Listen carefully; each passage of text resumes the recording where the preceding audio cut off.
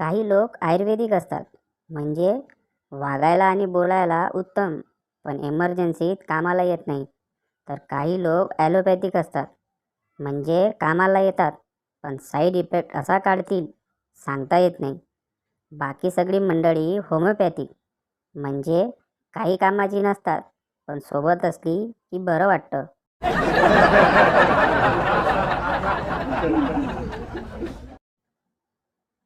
होटलचा waiter, आइए साहब, क्या खाएंगे आप? बंड्या, ये टेबल कुर्सी यहाँ से हटा, मैं कोलांटे टेवड़े खाऊंगा.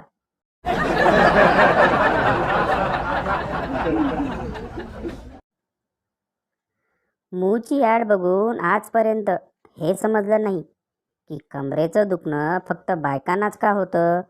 माणसाच्या हाडामध्ये काय अंबुजा सिमेंट भरलेलं असतं काय?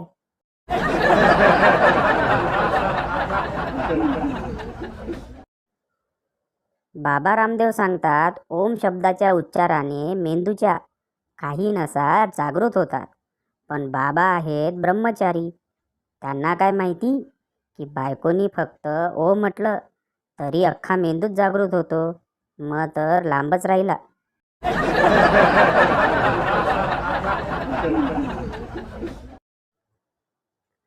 पिंकी, मी जन्माला आले तेव्हा खूप क्यूट होते. आणि तू कसा होता? बंड्या, नागडा.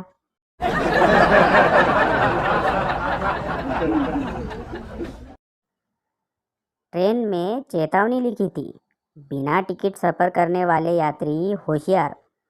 पप्पू ये लाइन पढ़कर गुस्से में आ गया. पप्पू, वाह जी, ये क्या बात हुई? बिना टिकट सफ़र करने वाले होशियार, और हमने टिकट लिया तो हम बेवकूफ़.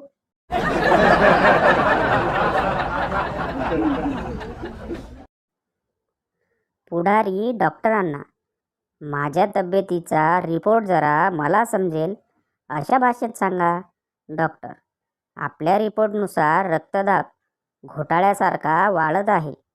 फुफ्फुसे खोटी आश्वासने देत आहेत. उजवीकडील किडनीने आपल्या पदाचा राजीनामा दिला आहे. चरबी महागाईप्रमाणे वाढत चालली आहे. त्यामुळे आतड्यांमध्ये रास्ता रोको आंदोलन चालू आहे.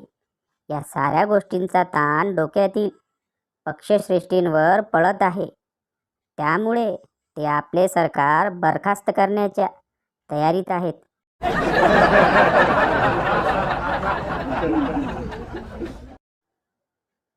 झोमॅटो आणि स्विगी या कंपन्यांच्या यशामागे कुणी एका स्त्रीचा हात नाही, तर हजारो आळशी स्त्रियांचा पाठिंबा आहे.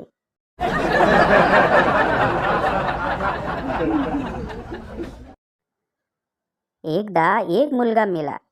त्याची आई रडत रडत बोलत होती, हे देवा, याने तर अजून जवानी पण पाहिली नव्हती. तेव्हा शेजारची वहिनी रडत रडत बोलली, नका रडू काकू, दाखवली होती त्याला मी जवानी.